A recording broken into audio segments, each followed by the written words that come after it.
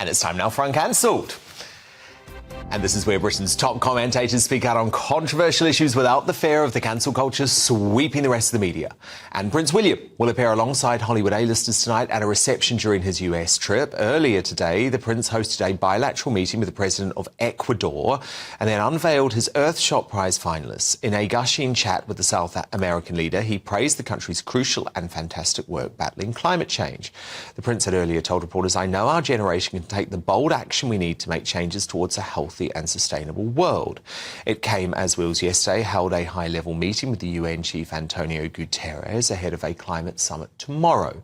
The Prince also waded into the Hudson River as part of an oyster project which aims to clean up New York's waterways by 2035. So, Tom, I know you think William is doing a very good job, and this tour has not had any of the disasters or the controversies that Harry and Meghan have had to deal with lately, or, to be frank, his and Kate's Caribbean tour last year. But I do just wonder if you think that there's any danger about how far he's straying into the climate change path, given that, you look at the big breaking news of today, Tom, and it's all about Rishi Sunak rowing back on net zero. This is not a set topic, despite what the establishment might like to think. Well, I think Prince William has been very clever in avoiding controversy, because what he's done is he's awarding prizes to people who've cultivated seaweed or produced tyres that don't produce molecules which contaminate the atmosphere. So what he's really doing with this prize is praising people who are doing real things, as opposed to guessing and being controversial. So he's not talking about, for example, net zero. He's not talking about net zero, general, and what he's doing is he's encouraging people who need encouragement. And I think it's remarkable that he is so popular in America. As President Biden said, yes, Bloomberg said, the mayor who introduced, ex-mayor, introduced him, he's the most popular person in America now. They may have to want the king come back. But I think it's because he does have such an honest and unaggressive manner, and he's an attractive man. And the Earthshot Prize is a great idea. And it's very good for Britain to be shown to be taking a lead in the things which are not controversial. I think the Americans will warm to it. And, of course, everyone warms to Catherine, Kate, and that's great, too. Is it a mistake not to take Kate? Because it does feel like the trip, I'm going to be honest, Tom, very important and, good cause, but it's lacking a bit of glamour, isn't it? Well, yes, no, but I think they quite rightly are putting their 3 children first. Yeah. She does a lot of work. She was put on that strange headgear the other day, or collar gear. Yes. And as you know, I was in a minority. I thought it was right not to go to Australia, because I do think that they really have to bring up their children to be balanced family children, and that is really more important than the sudden appearance somewhere. So I'm a great enthusiast for William and Kate. I think they're doing a terrific job, and the Earthshot Prize is really something of great value to him and to Britain.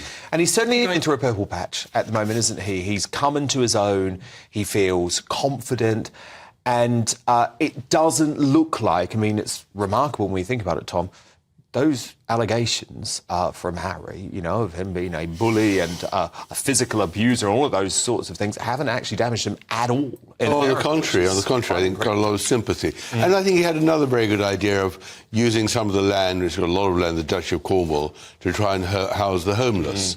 So it shows a very great social obviously a nod to his mother, Princess Diana, who remains very popular in America.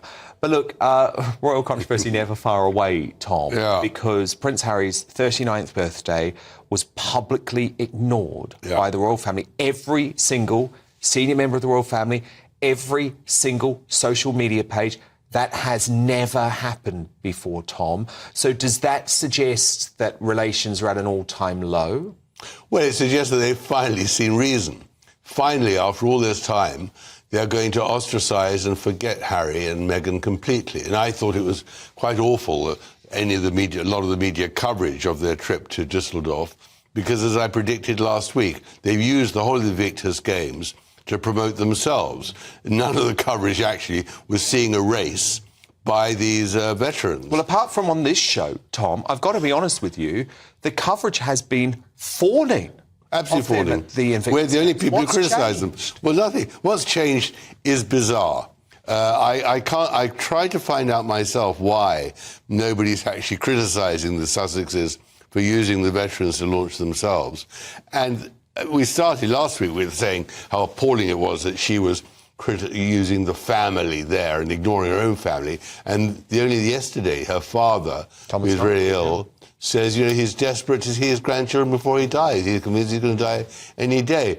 So the syrupy stuff of her visiting the German homeless in Dusseldorf and then going back to her mansion in Montecito, everything is so confection, everything is so false. And what's marvellous is that finally, the royal family have realised, seen the light, and decided to ignore them completely, and ostracise them, don't give them any help.